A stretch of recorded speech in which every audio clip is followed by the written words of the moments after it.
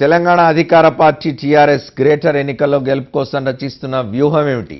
ప్రభుత్వం కురిపించిన వరాలు ఓట్ల రూపంలో టీఆర్ఎస్ కు రాల్తాయా? హైదరాబాద్లో సాఫ్ట్ ఇమేజ్ కలిసి వస్తుందని టీఆర్ఎస్ భావిస్తున్నదా? టీఆర్ఎస్ గ్రేటర్ గేమ్ ప్లాన్ ఏమిటి? నాన్ లోకల్స్ అని ఇప్పుడు వారు మాట అన్నారు. మేమనేది ఏమంటే హైదరాబాద్లో ఫలానా వారు లోకలు ఫలానా వారు నాన్ లోకల్ అని చెప్పే పరిస్థితి రోజు లేదు. ఎందుకంటే ఆ మాటకు వస్తే ఎవరు కాదు ఇక్కడ settler? America is the country of immigrants. హైదరాబాద్లో నేను కూడా సెటిలర్. నేను సిద్దిపేట నుంచి మా పూర్వీకులు ఇక్కడికి వచ్చారు, ఇంకొకరు రాజమండ్రి నుంచి వచ్చి ఉంటారు, ఇంకొకరు బెంగాల్ నుంచి వచ్చి ఉంటారు. అందరూ సెటిలర్లే. ఆ మాటకు వస్తే అసలు ఒరిజినల్ హైదరాబాద్లో ఎంతమంది ఇక్కడ? అసలు ఇక్కడ గౌలిపురాలో పుట్టిన వాళ్ళు, షాలిబండాలో పుట్టిన వాళ్ళు ఎంతమంది ఉన్నారు? లెక్క తీద్దాం పట్టు. నేనేమంటున్నా అంటే అల్టిమేట్గా ఈరోజు చూస్తే హైదరాబాద్ లాంటి మహానగరంలో ఆనాడు ఉన్న ఉద్వేగాలు ఈరోజు లేవు. మీరు ఇంకో మాట అనొచ్చు. నన్ను ఈ మధ్యన అడిగారు కొంతమంది, ఏమని? మీరు ఆనాడు చాలా పరుషంగా మాట్లాడారు, గో బ్యాక్ అన్నారు, బాగో అన్నారు, జాగో అన్నారు, మరి ఈరోజు చాలా స్వీట్గా మాట్లాడుతున్నారని మీరు అడగొచ్చు. ఎస్, ఆనాడున్న పరిస్థితిలో ఆ రోజు నేను చేసింది correct. We're not apologetic about. Definitely ఆనాడు అప్పుడున్న పరిస్థితుల్లో కొంతమంది ఆంధ్ర నాయకులు తెలంగాణను అడ్డుకున్నప్పుడు మేము గట్టిగా మాట్లాడాం. అది ఆనాడున్న పరిస్థితులకు అనుగుణంగా ఆ రోజు మాట్లాడాం. ఆంధ్ర నాయకులు మా మీద మాటలు తుట్టలు పేల్చారు, మేము కూడా మాట్లాడాం గట్టిగా. అందులో అనుమానం లేదు. మంత్రి కేటీఆర్ ఈ మధ్య ఎక్కడికెళ్లినా చెప్తున్న మాటలివి. 2014లో అసెంబ్లీ ఎన్నికల్లో హైదరాబాద్లో ఉంటున్న సీమాంధ్రులు టీఆర్ఎస్ ను నమ్మలేదంటూనే ఇప్పుడు పరిస్థితి పూర్తిగా మారిపోయిందంటున్నారు. గడిచిన 18 నెలల తమ పాలన దీనికి నిదర్శనమని మంత్రి కేటీఆర్ బల్లగుద్ది చెబుతున్నారు. గ్రేటర్ పీఠం సాధించేందుకు అధికార టీఆర్ఎస్ తీవ్ర ప్రయత్నమే చేస్తోంది. జీహెచ్ఎంసీ ఏర్పడిన తరువాత టీఆర్ఎస్ పోటీ చేస్తున్న తొలి ఎన్నికలివి. 2009లో జీహెచ్ఎంసీకి మొదటిసారి ఎన్నికలు జరిగినా నాటి ఎన్నికలకు టీఆర్ఎస్ దూరంగా ఉంది. టీఆర్ఎస్ పార్టీ స్థాపించిన కొన్ని రోజులకే ఎంసీహెచ్ ఎన్నికలు వచ్చాయి. మేయర్ పదవికి ప్రత్యక్షంగా జరిగిన ఆ ఎన్నికల్లో నాయిని నరసింహారెడ్డి టీఆర్ఎస్ తరపున మేయర్గా పోటీ చేశారు. ఆ ఎన్నికల్లో టీఆర్ఎస్ తరపున 2 కార్పొరేటర్లుగా గెలిచారు. వీరిలో ఒకరు ప్రస్తుత మంత్రి పద్మారావు.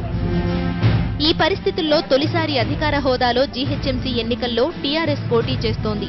9 జిల్లాల తెలంగాణ రాజకీయం ఒకలా, రాజధాని హైదరాబాద్ రాజకీయంగా మరోలా ఉంటుందని గట్టిగా నమ్ముతున్న టీఆర్ఎస్ ఏ అవకాశాన్ని వదులుకోరాదని భావిస్తోంది. సాఫ్ట్ ఇమేజ్ ఉన్న మంత్రి కేటీఆర్ ప్రస్తుత గ్రేటర్ ఎన్నికల్లో అంతా తానై టీఆర్ఎస్ ను నడిపిస్తున్నారు. గ్రేటర్లో గెలుపు ద్వారా తెలంగాణ అంతటా తమ పట్టుందని నిరూపించుకోవాలన్నది టీఆర్ఎస్ తాపత్రయం.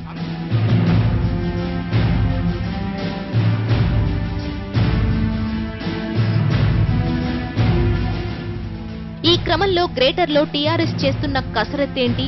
ఈ ఎన్నికల ద్వారా టీఆర్ఎస్ తెలంగాణ ప్రజలకు ఏం చెప్పదలుచుకుంది? ఈ అంశాలు వివరించేందుకు మంత్రి కేటీఆర్ సాక్షి స్టూడియోలో ఉన్నారు. ఆయనతో ప్రజలు నేరుగా మాట్లాడవచ్చు. ఫోన్ చేయాల్సిన నంబర్లు మా స్క్రీన్ పై ఫ్లాష్ అవుతున్నాయి.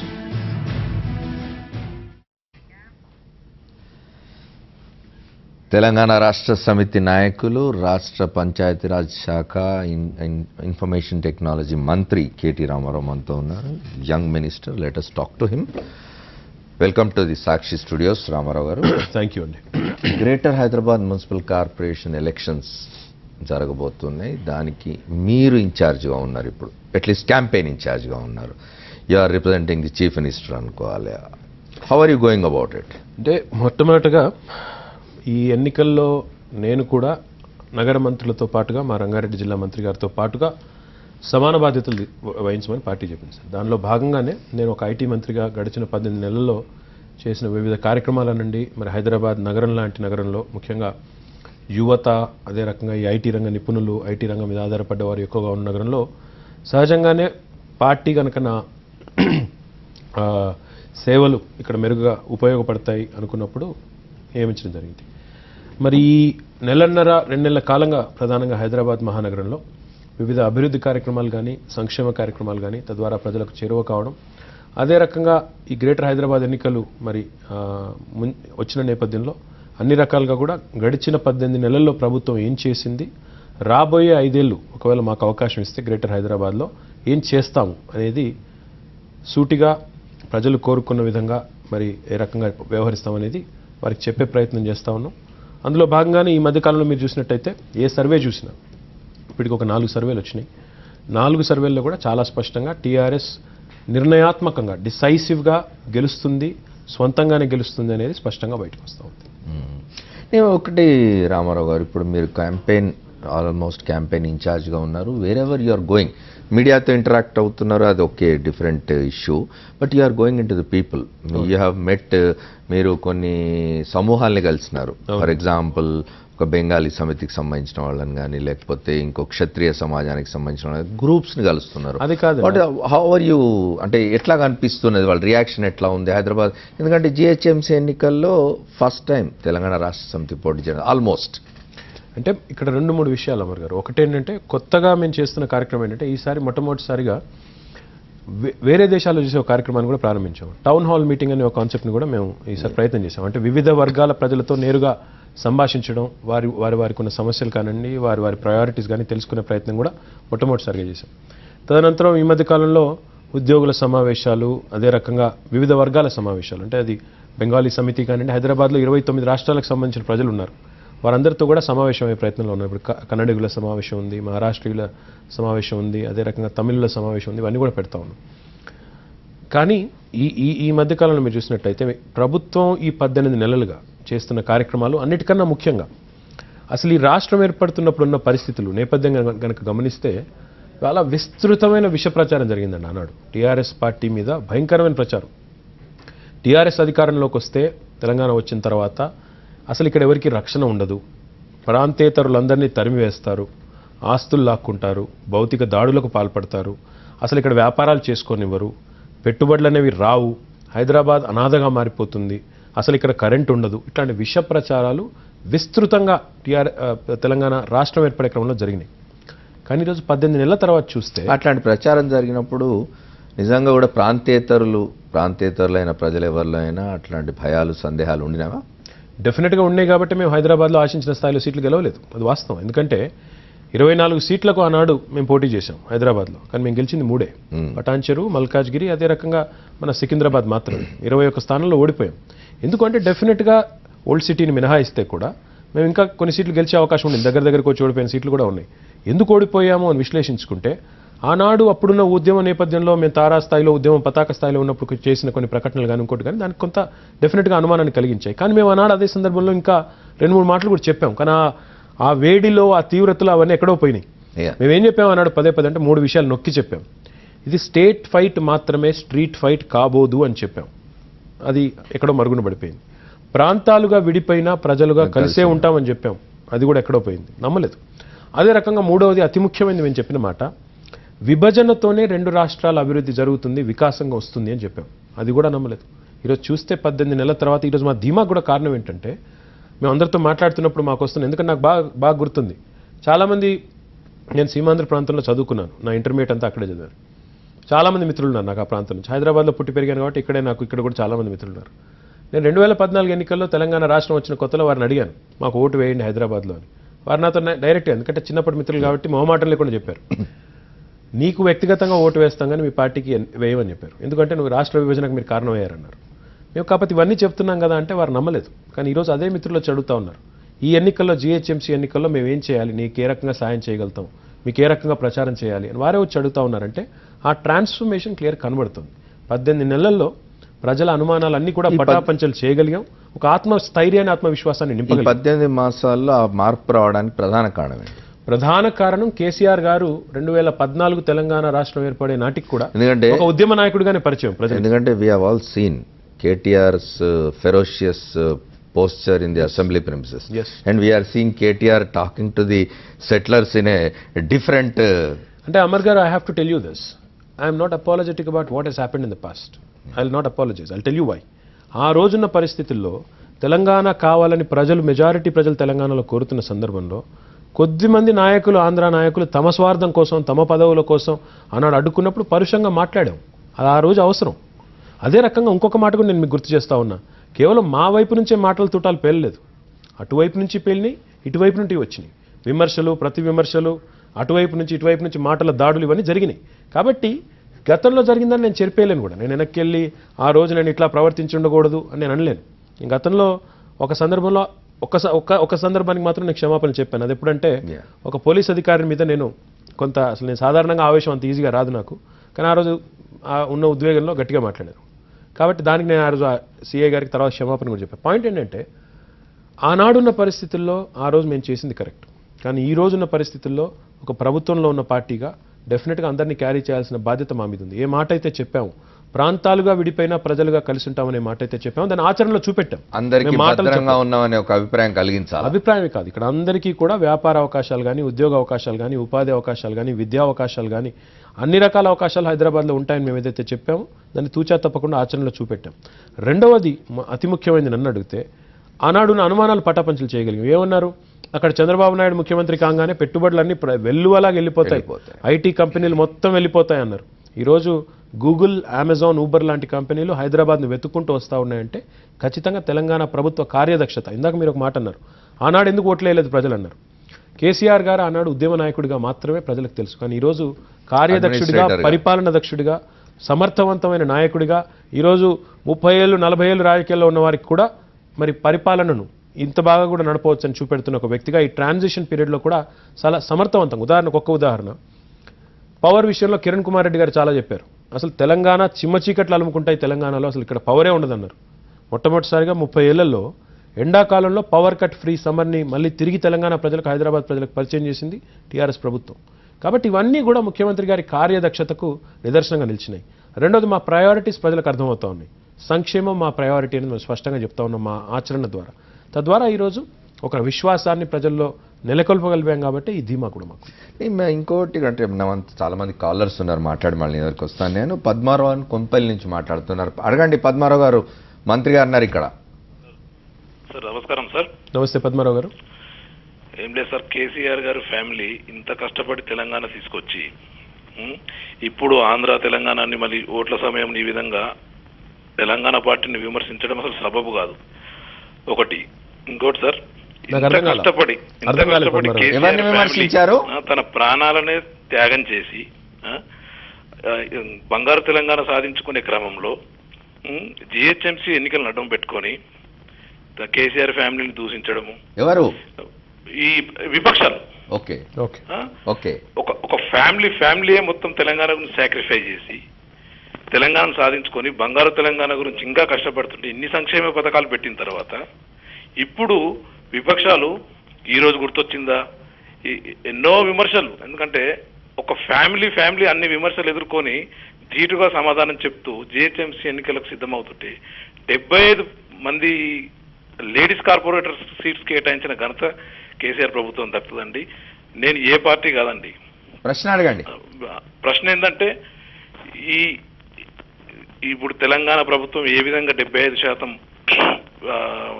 లేడీస్కి కేటాయించారు, అదే విధంగా ఈ హైదరాబాద్లో రకరకాల ప్రజలు నివసిస్తారు, అందరి సంక్షేమాన్ని దృష్టిలో పెట్టుకొని అభివృద్ధికి పాటుపడతారని నేను కేటీఆర్ గారికి ఎంతో ఏకీభవిస్తున్నాను. ఏం చెప్పాలి ఆయనకి. థ్యాంక్ యూ పద్మారావు గారు, thank you so much. Padmarao గారు యాదగిరి కుత్బులాపూర్ నుంచి ఫోన్ లైన్లో ఉన్నారు. మాట్లాడండి యాదగిరి గారు, ప్రశ్న అడగండి. చెప్పండి యాదగిరి గారు. జై తెలంగాణ. జై తెలంగాణ అన్న. గ్రేటర్ హైదరాబాద్ ఎలక్షన్ లో మనం ఖచ్చితంగా తెలంగాణ జెండా ఎగరేస్తామన్నా. మనం థ్యాంక్ యూ బ్రదర్. ఖచ్చితంగా తెలంగాణ జెండా ఎగరేస్తామన్నా. మీ అభివృద్ధి కార్యక్రమాలే ఖచ్చితంగా తెలంగాణ ముందుండి తెలంగాణ 100% మన తెలంగాణ జెండా ఎగరేస్తాం. అభివృద్ధి కార్యక్రమాలే ఉంటాయన్న. మనకు అభివృద్ధి కార్యక్రమాల వల్లే మన తెలంగాణ జెండా ఎగరేస్తామన్నా. Thank you brother, thank you so much. మీ అభిమానానికి ధన్యవాదాలు. థ్యాంక్ యూ యాదగిరి గారు. ఆంజనేయులు గట్కేశ్వర్ నుంచి ఫోన్ చేస్తున్నారు. అడగండి ఆంజనేయులు గారు. నమస్కారం సార్. నమస్తే ఆంజనేయులు గారు, చెప్పండి. మీరు అభివృద్ధి కార్యక్రమాలు అవన్నీ చేయడం చాలా సంతోషంగా ఉంది సార్. అయితే ఈ గట్కేశ్వర్లో పక్కన ఒక మా ఊరు చిన్న విలేజ్ సార్, గన్పూర్ అని. అయితే ఇప్పటి వరకు మంచినీటి సౌకర్యం లేదు సార్ ఇక్కడ. Okay brother. ఆంజనేయులు గారు, మీ ఊరి పేరేంటి? గన్పూర్ సార్. గన్పూర్లో ఏప్రిల్ 31 తారీఖు నాటికి ఇంటింటికి నల్లా ద్వారా మంచినీళ్ళు ఇవ్వబోతా ఉన్నాం. మీరు మేడ్చల్ నియోజకవర్గంలో ఉన్నారు.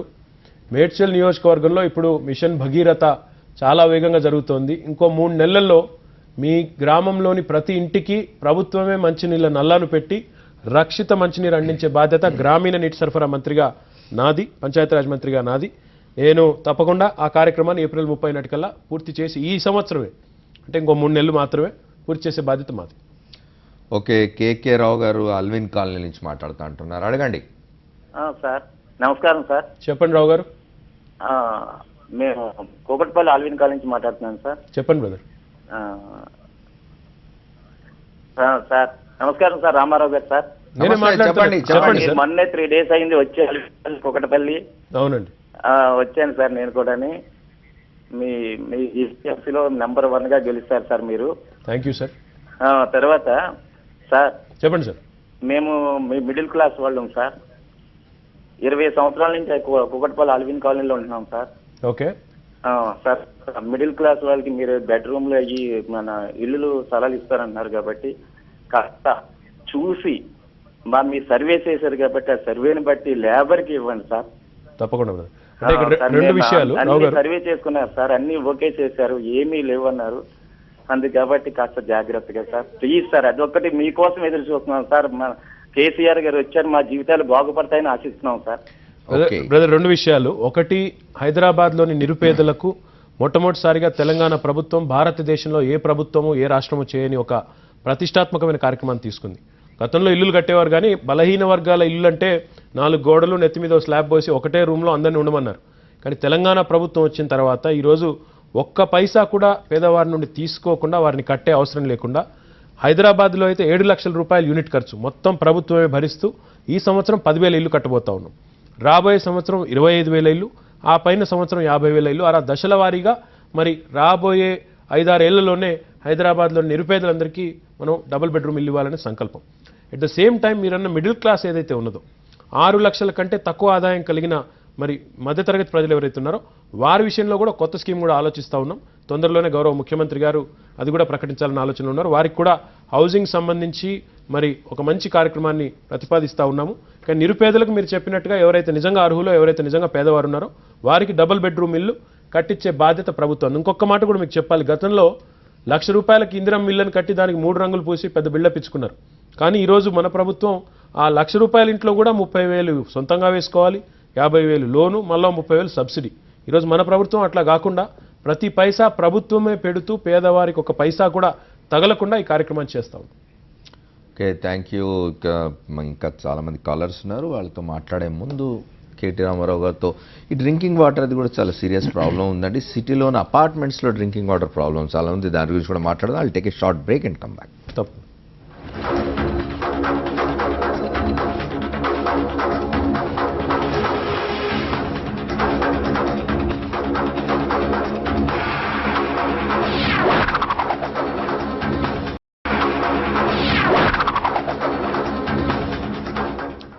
Welcome back to the fourth estate. మనం రాష్ట్ర పంచాయతీరాజ్ ఇన్ఫర్మేషన్ టెక్నాలజీ మంత్రి కేటీ రామారావు గారితో మాట్లాడుతున్నాం. ఇంతకుముందు రామారావు గారు బ్రేక్ ముందు ఒక కాలర్ డ్రింకింగ్ వాటర్ ప్రాబ్లం గురించి చెప్తా ఉన్నారు. And you are incharge of the drinking water project also in the cabinet now. ఇప్పుడు మనం సిటీలో అంటే జిహెచ్ఎంసీ పరిధిలో ఉన్న అపార్ట్మెంట్స్ చాలా వాటిలలో వాటర్ ప్రాబ్లం చాలా సివియర్గా ఉన్నది. హౌ ఇస్ ఎట్లా గవర్నమెంట్ దీన్ని హ్యాండిల్ చేయబోతుంది? అమర్ గారు ఒక ఆయన చెప్తా ఉంటారండి, హైదరాబాద్ను ప్రపంచ పట్టణంలో నేనే పెట్టాను, అసలు హైదరాబాద్ అనే ఒక నగరం ఉందని ప్రపంచానికి పరిచయం చేసిందే నేను. దీన్ని మేము ఇంకొక ఆయనేమో కాంగ్రెస్ పార్టీ వాళ్ళు చెప్తున్నారు, గ్లోబల్ సిటీగా ఆల్రెడీ మేము మార్చాము, మీరు కొత్తగా మార్చేది ఏంది, విశ్వనగరం అంటే ఎప్పుడో చేసామే అంటున్నారు. కానీ ఈ రోజు కూడా హైదరాబాద్లో కనీసం తాగునీటికి కూడా సరిపడా నీళ్లు రావడం లేదు. ఒక మాటలో ఇంకా ఒకసారి వెనక్కి చూస్తే 65 ఏళ్ల స్వాతంత్రం వచ్చిన తర్వాత వరుసగా పరిపాలించిన వారు ఎవరు కూడా ఇంత పెద్ద నగరం, జంట నగరాలు, పెరుగుతున్న విస్తృతి, పెరుగుతున్న పట్టణీకరణ, ప్రతి సంవత్సరం ఏటా వచ్చి ఇక్కడ చేరుతున్న లక్షలాది మంది ప్రజలు, వీటి గురించి కనీసం ఒక ప్రణాళికాబద్ధంగా కనీసం తాగునీటికి సంబంధించి కూడా ఆలోచన చేయలేదు. నిజాం ఎప్పుడో కట్టిన ఉస్మాన్ సాగర్, హిమాయత్ సాగర్ తప్ప మళ్ళీ ఈ రోజు వరకు జంట నగరాల తాగునీటి అవసరాల కోసం ఒక జలాశయం నిర్మించాలన్న ఆలోచన కూడా ఎవరికి రాలేదు. అందుకే ఈరోజు పెద్ద పెద్ద పార్టీలు, పెద్ద పెద్ద మాటలు, సమావేశాలు పెట్టి మాట్లాడుతున్న నాయకులు వారు ప్రజలకు సమాధానం చెప్పాలి. హైదరాబాద్ను పరిపాలించారు, రాష్ట్రాన్ని 60 ఏళ్ళు పరిపాలించారు, మరి కనీసం తాగునీటి అవసరాలు కూడా తీర్చలేకపోయారు. కానీ మా ప్రభుత్వం వచ్చిన తర్వాత ఈరోజు ముఖ్యమంత్రి గారు ధీమాగా ధైర్యంతో ప్రకటించారు, 2019 లోపు రాష్ట్రంలోని ప్రతి ఇంటికి మంచినీళ్లను నల్లా ద్వారా అందించకపోతే నేను వచ్చే ఎన్నికల్లో ఓట్లు కూడా అడగను అని చెప్పిన ముఖ్యమంత్రి స్థాయి వ్యక్తిని వదిలేయండి, ఒక కార్పొరేటర్ కూడా చెప్పడం మాట, నేను ఫలానా పని చేస్తాను, చేయకపోతే మళ్ళీ ఓట్లు అడగనన్న మాట ఎవరు చెప్పరు. అంత ధైర్యం మా ముఖ్యమంత్రి గారికి ఉంది. ఏ రకంగా పరిష్కరిస్తామని మీరు అడిగారు. 2 పనులు చేస్తా ఉన్నాం. ఒకటి, హైదరాబాద్కు దక్షిణాన అదే రకంగా ఉత్తరం వైపు 2 డ్రింకింగ్ వాటర్ రిజర్వాయర్లు 30 టీఎంసీల కంబైన్డ్ సామర్థ్యంతో నిర్మాణం చేయబోతా ఉన్నాం. దాదాపు 7,600 కోట్ల రూపాయల ఖర్చుతో. ఎట్ ద సేమ్ టైం ఏదైతే గోదావరి స్కీమ్ ఉందో, ఇంకోటి కృష్ణా ఫేజ్ 3 ఉందో, ఈ రెండింటిని కూడా చిన్న చిన్న బాటిల్ నెక్స్, చిన్న చిన్న అవాంతరాలు ఉంటే ముఖ్యమంత్రి గారు స్వయంగా పర్యవేక్షించి ఈ సంవత్సరం కరువు ఉన్న పరిస్థితి దృష్ట్యా ఉస్మాన్ సాగర్ ఎండిపోయింది, హిమాయత్ సాగర్ ఎండిపోయింది, సింగూర్ ఎండిపోయింది, మంజీరా ఎండిపోయింది. Hyderabad drinking water requirement 660 MLD అండి. కేవలం మనం ఇస్తున్నది రోజు 320-330 MLD మాత్రమే. ఇది గమనించి సకాలంలో ముఖ్యమంత్రి గారి చొరవ వల్ల ఈరోజు గోదావరి జలాలు వచ్చినాయి తొందరలో తప్ప, లేకపోతే ఇంకో 6 నెలలు పట్టే పరిస్థితి. కాబట్టి ఇప్పుడు తాత్కాలికంగా కొంత ఉపశమనం లభించింది, కానీ ఇది శాశ్వత పరిష్కారం కాదు. అల్టిమేట్ మా goal Hyderabad should be a surplus water city. అది బాగుంది. దానికోసం గోదావరి జలాలను తీసుకువచ్చి షామీర్పేట దగ్గర ఒక 15 టీఎంసీ రిజర్వాయర్, అదే రకంగా కృష్ణా జలాలను తీసుకువచ్చి మన రామోజీ ఫిలిం సిటీ దగ్గర ఇంకొక 15 టీఎంసీ రిజర్వాయర్. ఈ రెండింటిని శాశ్వతంగా తాగునీటి అవసరాల కోసం స్టోరేజ్ రిజర్వాయర్స్గా పెట్టుకుని హైదరాబాద్ పరిధి మరింత పెరిగిన 10 పెరిగినా సరిపడే విధంగా ప్లాన్ చేస్తాం.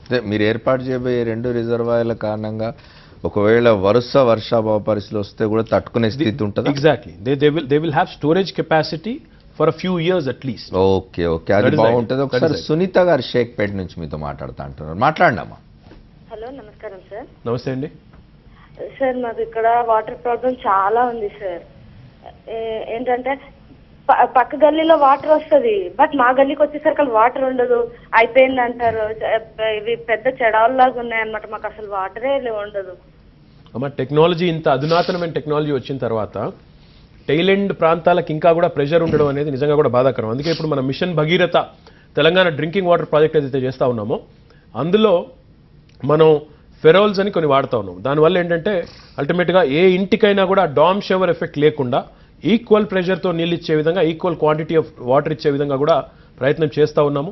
ఆ ఫలితాలు మీరు తొందరలో చూస్తారు. కాకపోతే కొన్ని నెలలు పడుతుంది, ఎందుకంటే ఇప్పుడు హైదరాబాద్ డ్రింకింగ్ వాటర్ వచ్చినప్పటికీ కూడా ఈ సంవత్సరం వర్షాలు లేకపోవడం వల్ల కూడా అన్ని రిజర్వాయర్స్ ఎండిపోయినాయి, కొంత ఇబ్బంది ఉంది. బట్ ఇంకొక 4-5 monthsలో మీరు ఇంప్రూవ్మెంట్ చూస్తారు. ఈ కొత్త టెక్నాలజీ కూడా నేనైతే చెప్తా ఉన్నానో దాన్ని కూడా తప్పకుండా మిషన్ భగీరథలో భాగస్వామ్యం చేస్తున్నాము. దాని ఫలితాలు కూడా మీరు చూస్తారు. ఓకే, థ్యాంక్ యూ సునీత గారు. కేటీఆర్ గారు, మీకు సర్ప్రైజ్, మీతో మాట్లాడడానికి ఒక స్పెషల్ గెస్ట్ రెడీగా ఉన్నారు. ఎంతోమంది ఫ్యాన్స్ ఉన్నాయని, మీకు పెద్ద ఫ్యాన్ ఆయన మిమ్మల్ని ఏదో అడుగుతా అంటున్నాడు. చూద్దాం ఒకసారి. అశోక్ గారి కోరిక విందాం. Hello Ram, how are you? చాలా సంతోషంగా ఉంది మీరు ఇక్కడ సాక్షి టీవీకి వచ్చి ఇట్లా లైవ్ ఇంటర్వ్యూ ఇవ్వడం. అండ్ నాకు తెలుసు మీరు చాలా తెలుగు సినిమాలు చూస్తారు, తెలుగు సినిమా అంటే మీకు ఇష్టమని. And just want to remind you, నా సోగ్గాడే చిన్నాయన ఈ సంక్రాంతి రిలీజ్ అవుతుంది, తప్పకుండా చూడండి. ఓకే. అండ్ రామ్, మా ఫిల్మ్ ఇండస్ట్రీ తరపు నుంచి మాట్లాడాలంటే, ఫిల్మ్ ఇండస్ట్రీకి మాకు చాలా సమస్యలు ఉన్నాయి. బట్ అన్ని సమస్యల్లో అన్నిటికంటే పెద్ద సమస్య పైరసీ అనేది మమ్మల్ని బాగా బాధ పెడుతుంది. అది మీకు తెలుసు. అండ్ మాకు రెవెన్యూ లాసే కాదు, నేను చెప్పేది ఏంటంటే మా ఒక్కళ్ళకే రెవెన్యూ లాస్ కాదు, అది గవర్నమెంట్కి కూడా చాలా పెద్ద రెవెన్యూ లాస్ త్రూ ట్యాక్సెస్ కానీ, త్రూ ఎంప్లాయ్మెంట్ కానీ, త్రూ లాట్ ఆఫ్ థింగ్స్. అది మీరు దాన్ని ఒకసారి if you just get in to this, ఒకసారి చూసి ఈ ప్రాబ్లమ్ని ఎలా సాల్వ్ చేయాలని మీరు ఆలోచిస్తే చాలా బాగుంటుందని నా రిక్వెస్ట్. అండ్ ఐఎమ్ షూర్ మీరు చేయగలుగుతారు. అండ్ ఆల్సో నేను చూస్తూ ఉన్నాను, చదువుతూ ఉన్నాను, న్యూస్లో చూస్తూ ఉన్నాను, అబ్జర్వ్ చేస్తూ ఉన్నాను. Ram, you're doing a wonderful job, very silently and very smoothly. And new state ki you have been pedda asset, and I congratulate you for that.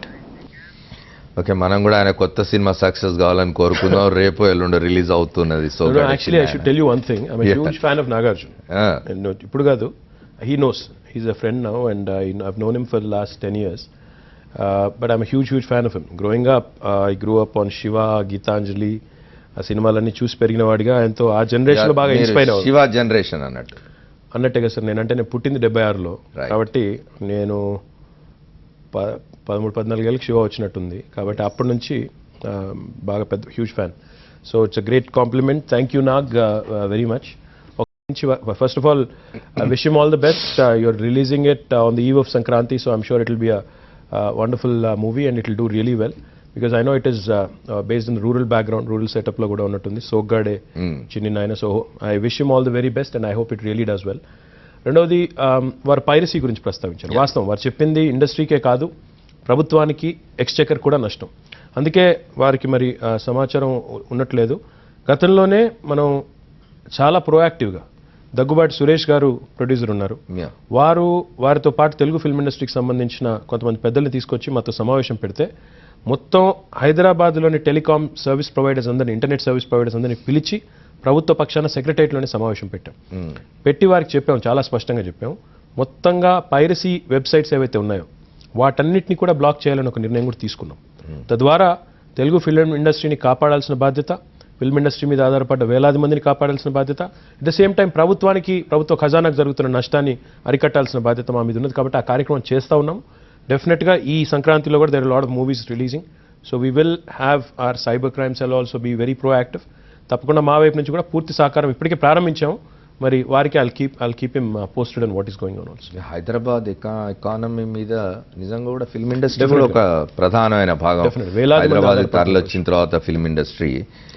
ఇంకొకటి మీతో మాట్లాడాల్సింది ఏమిటంటే, హైదరాబాద్ దగ్గరకు వచ్చేసరికి ఎంతసేపు ఈ మల్టీ స్టోరీడ్ అపార్ట్మెంట్స్ వీటికి పోతున్నారు. కానీ నేను మీకు జ్ఞాపకం చేయాలంటే, బహుశా మీరు పుట్టినాక 2 ఏళ్ళకు అనుకుంటా, మరి చెన్నారెడ్డి గారు మొదటిసారి ముఖ్యమంత్రి అయ్యారు 78.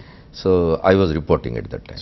సో చెన్నారెడ్డి గారు ముఖ్యమంత్రి కాగానే ఏం చెప్పినారంటే, నేను ఇక పైన అపార్ట్మెంట్స్కి అనుమతి ఇవ్వను, క్రౌడ్ కావడాన్ని అనుమతి ఇవ్వను సిటీకి, సో విస్తరిస్తూ పోతాం సిటీనే అన్నారు. కానీ అదేం జరగలేదు. ఆ తర్వాత మళ్ళీ అట్లాగే మల్టీ స్టోరీడ్ బిల్డింగ్స్ వచ్చినాయి. మళ్ళీ మీ ప్రభుత్వం వచ్చినా కూడా ముఖ్యమంత్రి గారు మల్టీ స్టోరీడ్ బిల్డింగ్స్ గురించి ప్రతిపాదన ఒకటి తీసుకొచ్చి, మల్టీ స్టోరీ కాదండి, ఇన్ఫాక్ట్ మొన్ననే మేము నార్మ్స్ కూడా చాలా సీరియస్గా రిలాక్స్ చేసాం. జూబ్లీహిల్స్ బంజారా హిల్స్ లో కూడా if somebody wants to go for skyscraper now we're permitting it. ఎందుకు అని మీరు అడగవచ్చు. బట్ దానివల్ల క్రౌడ్ అయిపోతుంది కదా. వాస్తవం. కానీ అల్టిమేట్ మనము ఫెసిలిటీస్ ఇవ్వకుండా, ఇప్పుడు drainage facility, drinking water facility, power, roads ఇవ్వకుండా స్కై స్క్రేపర్స్ కు అనుమతి ఇచ్చే ప్రయోజనం ఏంటి? మీరు ఒకసారి వినాలి.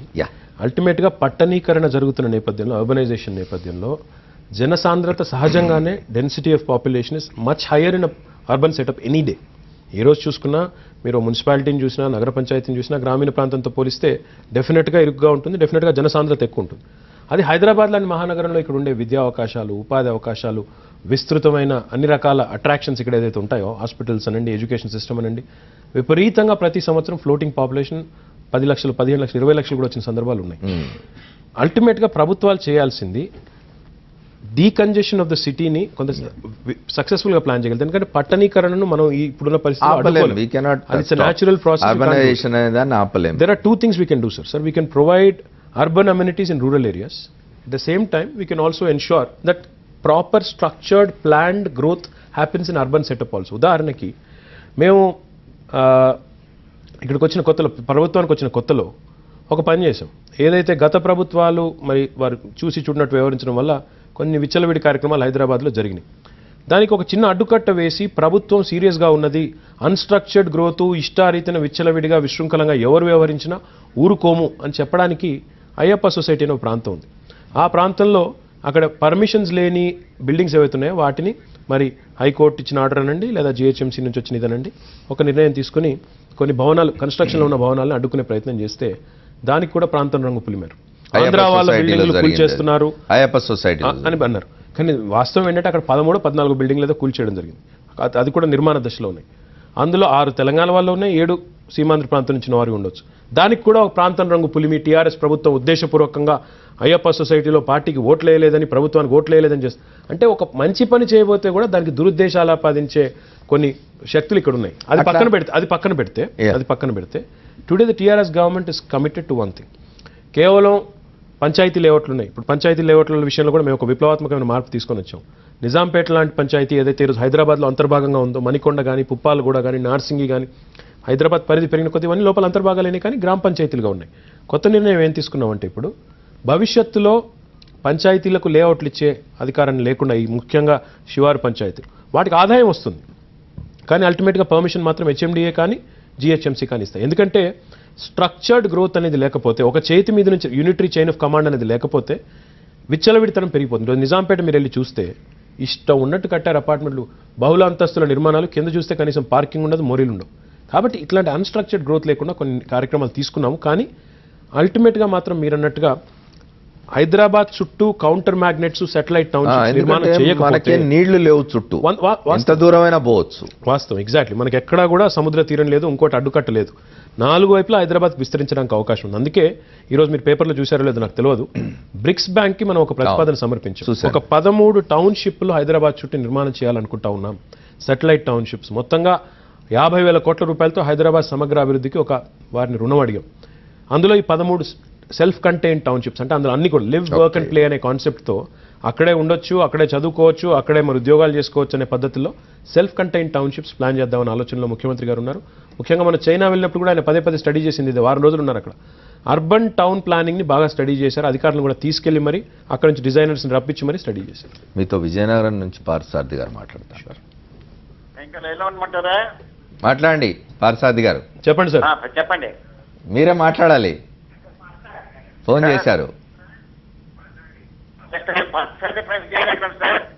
సార్ చెప్పండి, వినబడలేదు.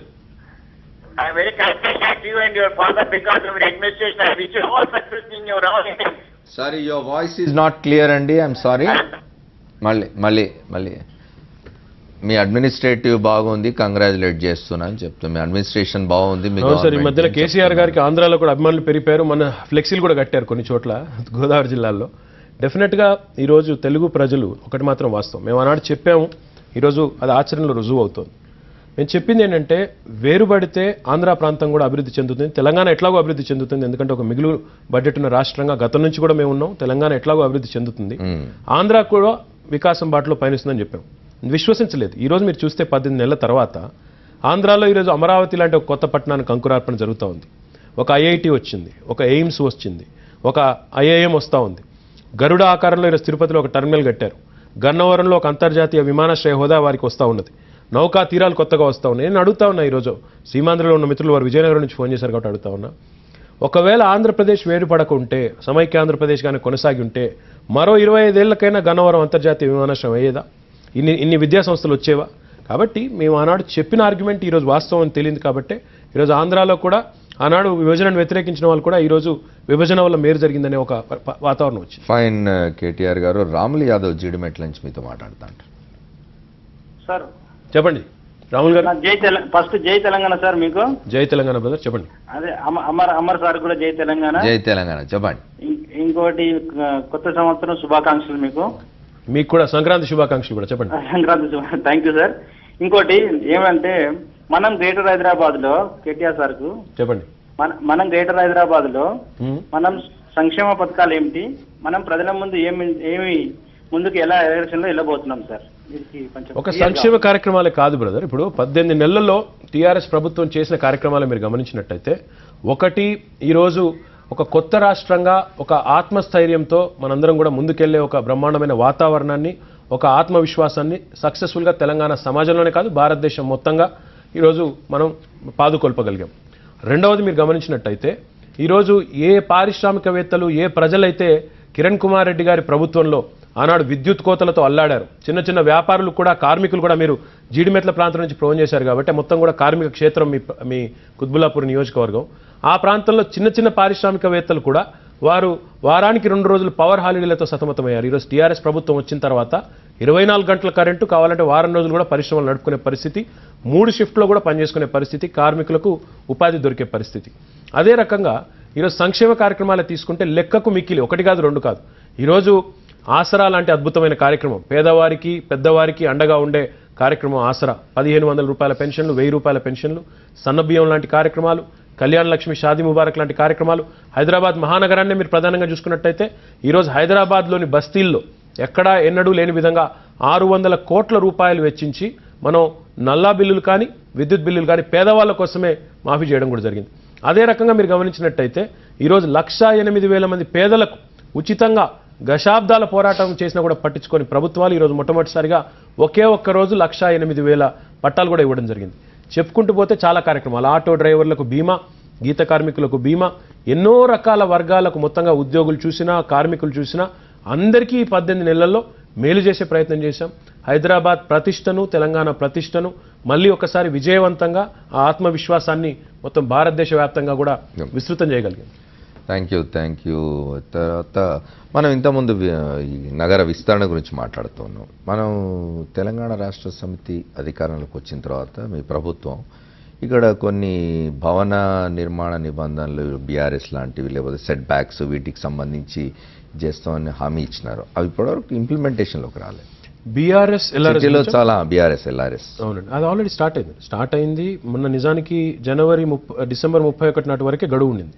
కానీ విపరీతమైన లాస్ట్ 2-3-4 డేస్లో విపరీతమైన ఒత్తిడి పెరగడం వల్ల, విపరీతంగా అప్లికేషన్లు రావడం వల్ల మరొక నెల పొడిగించుకుంటాం. సెట్ బ్యాక్ల నిబంధనలు అవి సవరిస్తాం, మేము సడలిస్తాం ఇంకా కొంచెం అని చెప్పి సడలించాం సార్. మొన్న క్రెడై వాళ్ళు మరి వారు రియల్ ఎస్టేట్ రంగానికి సంబంధించిన నిర్మాణ సంస్థలన్నీ కలిసి ప్రజలకు మేలు చేసే విధంగా కొన్ని మీరు సంస్కరణలు తీసుకొస్తే ఇక్కడ హైదరాబాద్లో మరింత మెరుగ్గా మేము కూడా రామోజీ ఫిలిం సిటీలో చాలా పెద్ద సమావేశం జరిగింది. ముఖ్యమంత్రి గారు అది మొన్న బిల్డర్స్ సంబంధించి అది మొన్న జరిగింది. అదేమో ఆల్ ఇండియాది. ఓకే. కానీ అది వరకు క్రెడై ఒకటి సమావేశం జరిగితే వాళ్ళు 40 మార్పులు అడిగారు. అందులో 24 మార్పులను రాష్ట్ర కేబినెట్ ఆమోదించింది. 26 ఆమోదించి వారికి చాలా వెసులుబాట్లు కల్పించింది. అందులో ఒక విప్లవాత్మకమైన సంస్కరణ, ఈరోజు హైదరాబాద్లో ఎవరైనా ఇల్లు కట్టుకుంటే ఆక్యుపెన్సీ సర్టిఫికేట్ తీసుకోవాలి. ఆక్యుపెన్సీ సర్టిఫికేట్ ఇవ్వడానికి కూడా చాలా రోజులు వేధిస్తూ ఉంటారు. కానీ ఇప్పుడు తెలంగాణ ప్రభుత్వం తీసుకున్న నిర్ణయం వల్ల 15 రోజుల్లో ఆటోమేటిక్గా మీకు ఆక్యుపెన్సీ సర్టిఫికేట్ ఇవ్వాలి. అప్లై చేసుకున్న నాటి నుంచి 15 రోజుల్లో. ఇవ్వకపోతే 16వ రోజు deemed to have been given. దాంతో పాటుగా 16వ రోజు నుంచి ఏ అధికారి అయితే ఆ జాప్యానికి బాధ్యుడో ఆయనకు ప్రతిరోజు 500 రూపాయల జరిమానా కూడా వేయబోతా ఉన్నాం. అంటే ఈ రకమైన జవాబుదారితనాన్ని గతంలో ఏ ప్రభుత్వం ప్రయత్నం చేయలేదు. మేము ఆ ప్రయత్నం కూడా చేస్తూ ఉన్నాం. అదే రకంగా బిల్డింగ్ అప్రూవల్స్ సంబంధించి కూడా ఇదివరకు లంచాలు అవి ఇవి అన్నీ ఉన్నాయి. ఈరోజు తెలంగాణ ప్రభుత్వం వచ్చిన తర్వాత మొత్తంగా అవసరమైతే ఆన్లైన్ చేసేసి మీరు 3D ఇమేజ్ సబ్మిట్ చేస్తే ఆ ఇమేజ్ని యాజ్ ఇట్ ఈస్గా జిహెచ్ఎంసీ యాక్సెప్ట్ చేసి ఆన్లైన్ పేమెంట్ చేసే విధంగా కూడా టెక్నాలజీని డెవలప్ చేస్తూ ఉన్నాం. తొందరలో అది కూడా అందుబాటులోకి వస్తుంది. ఓకే, మనం ఒకసారి మళ్ళీ మిగతా విషయాల్లోకి పోదాము. హైదరాబాద్ మీరు తెలంగాణ రాష్ట్రం అధికారంలోకి వచ్చిన తర్వాత బై ఎలక్షన్స్ చూసినారు. సీన్ మెదక్ పార్లమెంట్ చూసినారు, వరంగల్ పార్లమెంట్ ఉప ఎన్నిక చూసినారు, తర్వాత కొన్ని కౌన్సిల్ ఎమ్మెల్సీ ఎన్నికలు చూసినారు, కంటోన్మెంట్ చూసినారు, ఇవన్నీ చూసినారు. 9 తెలంగాణ జిల్లాలకు హైదరాబాద్ ఇప్పుడు మీరు జిహెచ్ఎంసీ ఎన్నికల బరిలో ఉన్నారు. ఏం తేడా కనిపిస్తున్నది? తేడా ఏం లేదండి, ప్రజలే. మీరు కంటోన్మెంట్ ఎన్నికల్లో చూస్తే చాలా మంది చాలా కలలు కన్నారు. మేము ఇక్కడ ఏదో చేస్తాము గెలిచేస్తాం ఉన్నారు. కంటోన్మెంట్లో మీరు చూస్తే నిజంగా కూడా అన్ని రాష్ట్రాల ప్రజలు ఉంటారు కంటోన్మెంట్లో. కాబట్టి అక్కడ కూడా టీఆర్ఎస్ పార్టీ విజయవంతంగా అన్ని స్వానాలు అంటే ఆల్మోస్ట్ స్వీప్ చేసింది కంటోన్మెంట్.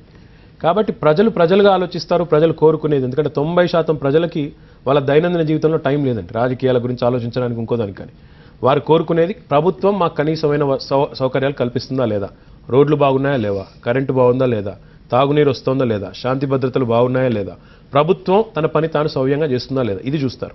సంక్షేమ అభివృద్ధి కార్యక్రమాలు బాగున్నాయా లేవా, విద్య వైద్యం మాకు అందుతుందా లేదా. అలా చూస్తే కనుక ఈరోజు ప్రజలను ప్రజలుగా చూడాలి తప్ప హైదరాబాద్ ఒక రకంగా ఉంటుందని వేరే చోట ఇంకో రకంగా ఉంటుందని అనుకోవడం లేదు. అల్టిమేట్గా ఏ ప్రాంతానికి సంబంధించిన ప్రజలైనా, హైదరాబాద్లో స్థిరపడ్డ వాళ్ళు ఏ ప్రాంతం వారైనా ఈరోజు ప్రభుత్వం చేస్తున్న సంక్షేమ కార్యక్రమాల్లో కానీ అభివృద్ధి కార్యక్రమాల్లో కానీ వారందరికీ కూడా ఫలాలు అందుతూ ఉన్నాయి. కాబట్టి అదే ఆత్మస్థైర్యంతో మేము చెప్తా ఉన్నాం. ఖచ్చితంగా టీఆర్ఎస్ పార్టీ ఈ రాబోయే జిహెచ్ఎంసీ ఎన్నికల్లో 150 డివిజన్లలో 3/2 మెజారిటీతో గెలుస్తుంది, 100 సీట్లు సాధిస్తుంది అనేది మా విశ్వాసం. ఓకే, మీతో శ్రీనివాస్ రెడ్డి హైదరాబాద్ నుంచి మాట్లాడే సిద్ధంగా ఉంది. చెప్పండి. హలో సార్, నమస్తే సార్. చెప్పండి శ్రీనివాస్ రెడ్డి గారు. సార్ నమస్తే సార్, మేము హైదరాబాద్ నుంచే మాట్లాడుతున్నాము. చెప్పండి బ్రదర్. అదే మీరు మొదటి నుంచి కూడా హలో చెప్పండి, వింటున్నాను బ్రదర్. సార్ నమస్తే సార్. చెప్పండి శ్రీనివాస్ రెడ్డి గారు, మంత్రి గారు వింటున్నారు. Okay sir.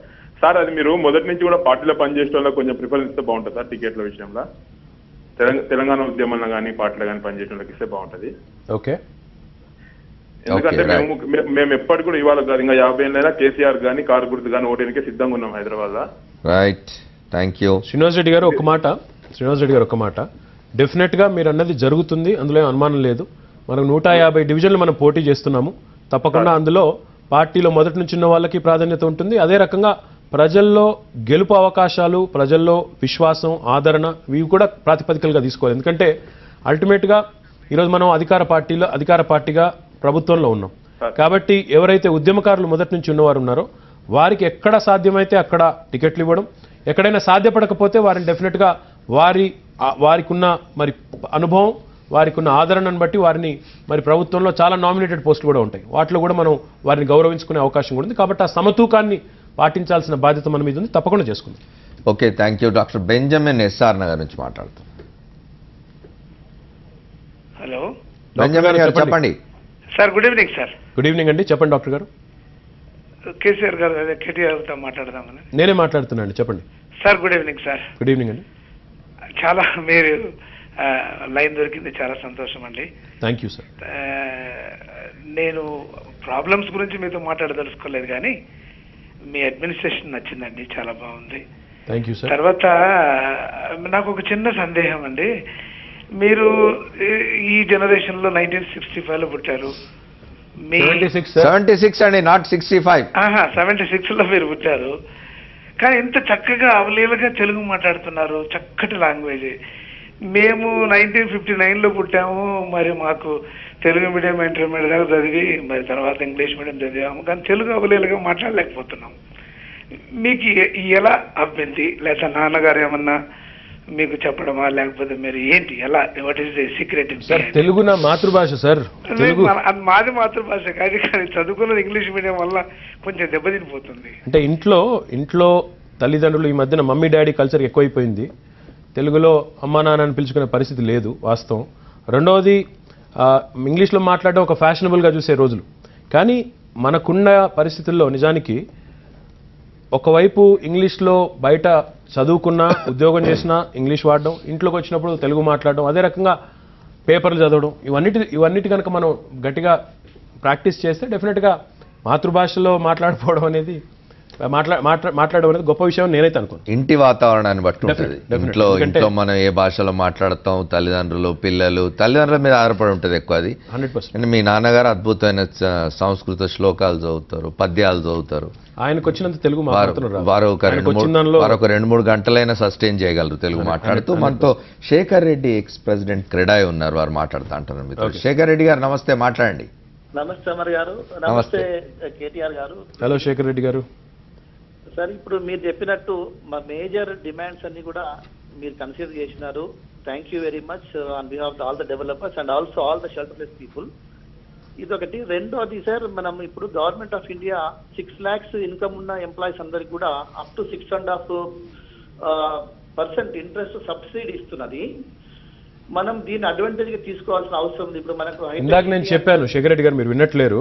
విన్నాను. ఇందాక నేను చెప్తున్నది అదే. మధ్యతరగతి ప్రజలు ఎవరైతే 6 లక్షల ఆదాయం కంటే తక్కువ ఉన్న వాళ్ళు ఉన్నారో వారందరికీ కూడా స్కీమ్ అని ఆలోచిస్తున్నాము. కేంద్ర ప్రభుత్వం కూడా ఆలోచిస్తోంది. దాన్ని ఒక స్కీమ్ గా మంచి మోడల్ గా తీసుకెళ్లాలి అనే ఆలోచన ఉంది. అయితే అది ఇంకా దాని డీటెయిల్స్ మనకు రాలేదు. మీరు చెప్తున్నట్టు గైడ్ లైన్స్ ఇంకా పూర్తి స్థాయిలో రాలేదు. ఎంతమందికి ఇస్తారు, ఏ సంవత్సరంలో ఎంతమందిని తీసుకోవచ్చు అనేది ఇంకా మనకు పూర్తి స్థాయి స్పష్టత లేదు. వస్తే కనుక అది చేయొచ్చు. ఓకే, సురేష్ బాబు గారు ఫోన్ లైన్లో ఉన్నారు. సురేష్ బాబు గారు, good evening.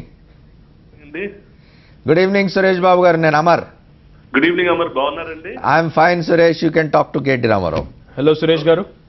Good evening sir, బాగున్నారు సార్? బాగున్నాను సార్, చెప్పండి sir. Thank you for calling.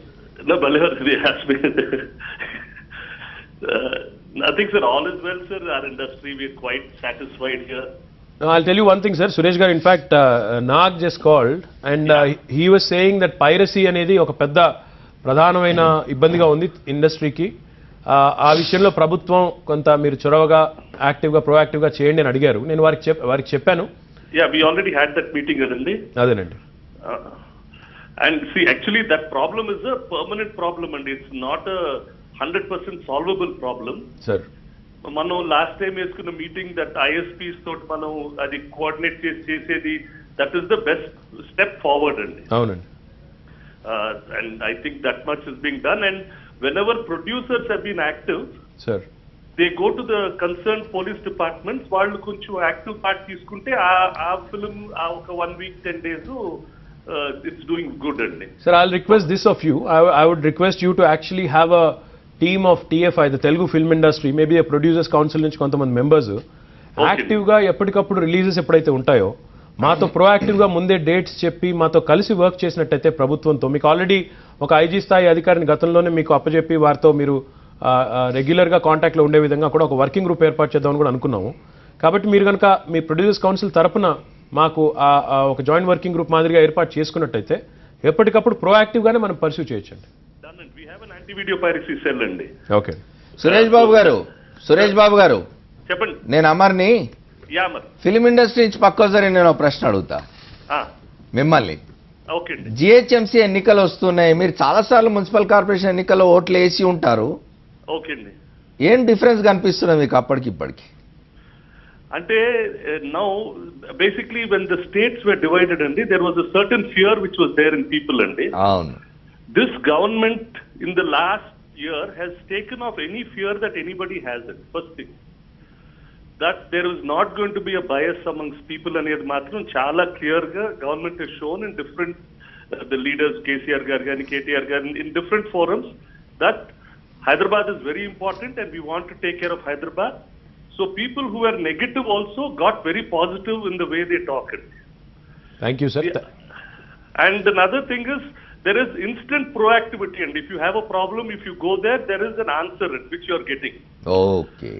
So that is a very positive thing, and thank you so much, Suresh garu. Thanks for the endorsement. Thank you so much. Really appreciate it. If you remember, Sanjay Baru also wrote an article some time back, yes, sir. 3 months back. Manam dani gurinchi kuda we referred about it. Somebody else is on the phone line.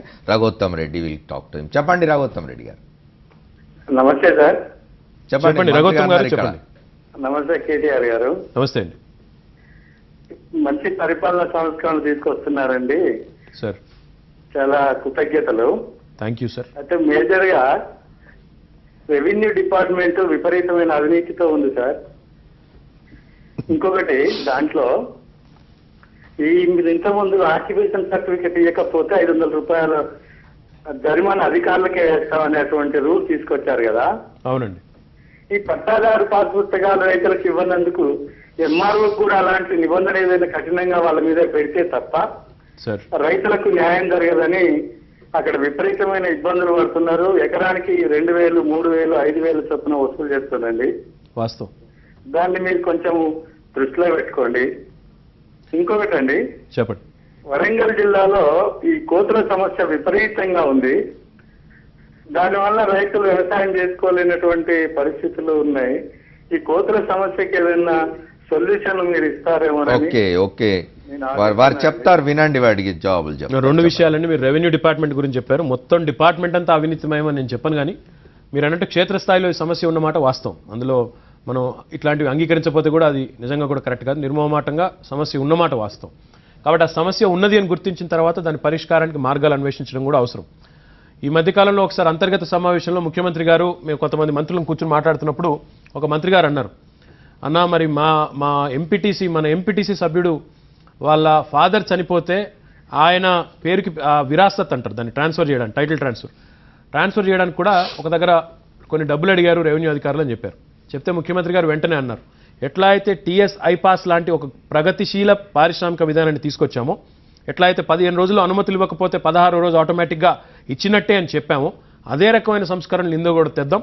తప్పకుండా కొంత సమయం తీసుకునైనా సరే పకడ్బందీగా క్షేత్రస్థాయి నుంచి ఆ కార్యక్రమాన్ని చేద్దామని చెప్పారు. మీరు చెప్పింది కూడా దాదాపుగా అదే లైన్లో ఉంది కాబట్టి డెఫినెట్గా చేస్తాం. ఎందుకంటే అల్టిమేట్గా కొత్త ప్రభుత్వం మీద, కొత్త రాష్ట్రం మీద ప్రజలకు కోటి ఆశలు ఉన్నాయి. అందులో అతి ముఖ్యమైనది సామాన్యుడికి ఈ అవినీతి పీడ తప్పకుండా ఆ బాధ్యత మాది, ఈ ప్రభుత్వానిది. మీరు భవిష్యత్తులో చూస్తారు, ఇప్పుడు మున్సిపల్ డిపార్ట్మెంట్లో కొన్ని సంస్కరణలు తీసుకొస్తా ఉన్నాం, పరిశ్రమల విభాగంలో కొన్ని తెచ్చాం. భవిష్యత్తులో అవసరమైతే నా పంచాయతీరాజ్ డిపార్ట్మెంట్లో, అదే రకంగా రెవెన్యూ డిపార్ట్మెంట్లో కూడా చేస్తాము. మీరు తొందరలో చూస్తారు. ఓకే, కాలర్స్ ఆపేద్దాం, మనకు సమయం కూడా తక్కువ ఉంది. ఫేస్బుక్లో 2 వచ్చినాయి మాకు ఇవాళ సాక్షి.comలో పెట్టినప్పుడు. ఒకటేమో ఈ స్కూల్స్లో ఫీజులు ఎక్కువ వసూలు చేస్తున్నారు అనేది ఒకటి. రెండవది సికింద్రాబాద్ కంటోన్మెంట్ ఎత్తేసి జిహెచ్ఎంసీలో కలపాలి అనేది. ఈ 2 వచ్చినాయి. అంటే ఒకటండి, ఇప్పుడు స్కూల్స్కి సంబంధించి మీరు అన్నది వాస్తవం, అందులో అనుమానం ఏం లేదు. ఫీజులు చాలా నియంత్రణ అనేది ఒక రెగ్యులేటరీ కమిటీ అడ్డు లేకుండా వసూలు చేస్తారు. నా పిల్లలు కూడా స్కూళ్ళలో చదువుతున్నారు, నాకు కూడా తెలుసు. కాబట్టి హైదరాబాద్లో ఉండే ఇంటర్నేషనల్ స్కూల్స్ అనండి, ప్రైవేట్ స్కూల్స్ అనండి, కొంత ఉంది, విచ్చలవిడితనం అందులో ఉంది. అది నియంత్రించాల్సిన బాధ్యత మా మీద ఉన్నది. ఆ దిశగా డిప్యూటీ సీఎం కడియం శ్రీహరి గారు ప్రయత్నాలు చేస్తున్నారు. నాకు ఆ విషయంలో కూడా కొంత అనుభవపూర్వకంగా కొంత తెలుసు. రెండవది వారు మరి మీరు అడిగిన రెండవ ప్రశ్న మర్చిపోయాను. కంటోన్మెంట్ సంబంధించి నా వ్యక్తిగత అభిప్రాయం నేను చెప్పేది, నేను కూడా ఏకీభవిస్తా ఉన్నా అభిప్రాయంతో. ఎందుకంటే కంటోన్మెంట్ నిజానికి ఒరిజినల్గా పెట్టినాడు ఊరవతలు ఉండింది, కానీ ఈరోజు ఊరు నట్టనడుమకు చేరుకుంది. ఆల్మోస్ట్ అవతల హకీంపేట దాకా కూడా నగరం విస్తరించింది. ఈ పరిస్థితుల్లో ఈ మధ్యన కొన్ని రోడ్లు మూసేస్తామంటున్నారు. అవును, అది కరెక్ట్ కాదండి. అల్టిమేట్గా మరి కంటోన్మెంట్ ఏరియా అని ఇంకోటని ప్రజలకు అసౌకర్యం కలిగించే విధంగా ఇంకా బైపాస్ రోడ్లు ఇట్లా సామాన్య ప్రజలకు ఈ కంటోన్మెంట్ వాళ్ళకు సమస్యలు. పర్సనల్ అభిప్రాయం అయితే వాళ్ళని తీసుకెళ్ళి 50 కిలోమీటర్ల అవతల పెట్టినా ఎవరికి వచ్చిన నష్టం లేదు. అవును, ఆ దిశగా డిఫెన్స్ మినిస్టర్ గారు కూడా ఒప్పుకుంటే అందరికీ మంచిది. ఎందుకంటే ఒక నగరం పెరుగుతున్న నగరం, సరే ఇంకో రెండో థాట్ ఏంటంటే అక్కడ లంగ్ స్పేసెస్ ఉన్నాయి, దాన్ని కాపాడాలనే కొంత ఆలోచన కొంతమందికి ఉండొచ్చు కాక, కానీ అల్టిమేట్గా ప్రజలను సామాన్యులను ఇబ్బంది పెట్టడం అనేది, అసౌకర్యం కలిగించడం అనేది కంటోన్మెంట్ అధికారులకు డిఫెన్స్ అధికారులకు అది భావ్యం కాదు. వారు నన్ను అడిగితే కూడా వారిని ఇందులో మర్జ్ చేసి వారిని వేరే చోట వారికి అవసరమైతే ఇక్కడ 100 ఎకరాలు ఇస్తే బయట 500 ఎకరాలు ఇచ్చినా తప్పలేదు. ఫైనల్లీ కేటీఆర్, నా 2 ప్రశ్నలు, very quick answers. Political. Digvijay Singh is in city. Digvijay Singh ఈరోజు వచ్చి ఏమంటున్నారంటే కేసీఆర్ సోనియా వల్లనే తెలంగాణ వచ్చిందన్నాడు. ఇంకా రిలవెంట్గా ఉన్నాయా అవి? ఇంకా ఆయన పాపం Congress party is living in a time warp అండి.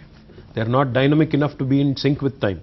So unfortunately, Mr. Digvijay Singh should realize, while Congress had to, as part of political exigency, there was pressure exerted by the people of Telangana. Telangana ఎవరు ఇవ్వలేదు, తెలంగాణ ప్రజలు లాక్కున్నారు. లిటరల్గా చెప్పాలంటే బెదిరించి తీసుకున్నారు, పోరాడి. ఖచ్చితంగా పోరాడి ఇవ్వకపోతే తెలంగాణలో మీకు రాజకీయంగా పుట్టగతులు లేకుండా పోతాయంటే విధి లేక దిగొచ్చారు తప్ప వాళ్ళే మర్యాదగా ఇచ్చిన వాళ్ళైతే కాదు. అందుకే తెలంగాణ ప్రజలు వాళ్ళని ఎక్కడ పెట్టాలో అక్కడ పెట్టారు. కాబట్టి దిగ్విజయ్ సింగ్ గారు ఏమన్నా కూడా they are living in a time war. ఆయన ఫైనల్, మీరు ప్రధానమంత్రి నరేంద్ర మోదీని పదే విమర్శిస్తూ ఉన్నారు. నేను మాట్లాడిన దానిలో తప్పే ఉంది. ఆయన తెలంగాణకు రాలేదు అన్నాను, అది వాస్తవం. ఆయన తెలంగాణకు తన మొహం చూపెట్టలేదు అన్నాను, అది వాస్తవం. ఇంతవరకు తెలంగాణ సమస్యలు ఇంకా చాలా పెండింగ్లో ఉన్నా పట్టించుకోలేదు అన్నాను, వాస్తవం. హైకోర్టు విభజన 2 నెలలు చేస్తారు అన్నాను, చేస్తారని వారే వాగ్దానం ఇచ్చారు, చేయలేదు, వాస్తవం. తెలంగాణ నడకకుండా 7 మండలాలు తీసుకెళ్లి ఆంధ్రాలో కలిపారన్నాను, వాస్తవం. ఆయనకు ఎన్నికలు వచ్చిన ప్రతిసారి ఒక ప్యాకేజ్ ప్రకటించే అలవాటు ఉందన్నాను, వాస్తవం. బీహార్కి వెళ్ళారు, 1,65,000 కోట్ల ప్యాకేజీ ప్రకటించారు.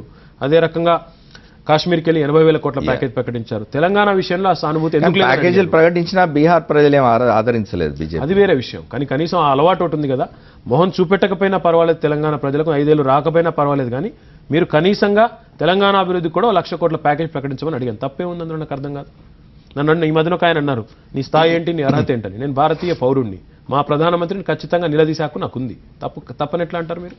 మా రాష్ట్రానికి ఇంతవరకు ప్రధానమంత్రి రాలేదు అంటే బీజేపీ పాలిత రాష్ట్రాలకి ఆయన ప్రధానమంత్రి, తెలంగాణ కాదా? తెలంగాణ ఈ దేశంలో ప్రధానమంత్రికి ఒక్కరికే కాదు, మన్ కీ బాత్ సగటు భారతీయుడికి కూడా ఉంటుంది అంటారు. డెఫినెట్గా ఉంటుంది, ఆ హక్కు అందరికీ ఉంటుంది. Okay, thank you KTR. ఇవాళ మీరు ఈ స్టూడియోకి వచ్చి, సాక్షి స్టూడియోకి వచ్చి, మీరు జిహెచ్ఎంసీ ఎన్నికల సందర్భంగా పంచాయతీరాజ్ శాఖ, ఇన్ఫర్మేషన్ టెక్నాలజీ 2 శాఖల్ని, చాలా ప్రధానమైన శాఖలు, 2 కూడా చాలా యాక్టివ్గా పనిచేస్తున్న శాఖలు. ఒకటేమో ఇన్ఫర్మేషన్ టెక్నాలజీ దగ్గరికి వచ్చేసరికి డెఫినెట్గా మనం ఇవాళ సంక్షేమంతో పాటు మన టెక్నాలజీని పెంచుకోవాల్సిన అవసరం ఉంది, దానివల్ల ఉపాధి పెరిగే అవసరం ఉంది, అట్లాంటి శాఖను నిర్వహిస్తున్నారు. రెండోది పంచాయతీరాజ్ శాఖ దగ్గరికి వచ్చేసరికి ప్రధానంగా మీరు తీసుకున్నది రాష్ట్రంలో మంచినీటి కొరత లేకుండా చేయాలి. ఈ 2 చాలా అద్భుతమైన పనులు. ఈ పనుల ఒత్తిడిలో కూడా మీరు జిహెచ్ఎంసీ బాధ్యతలు తీసుకొని తిరుగుతున్నారు. మీకు ఆల్ ది బెస్ట్ చెప్తూ let us wind up. This is Samar signing off.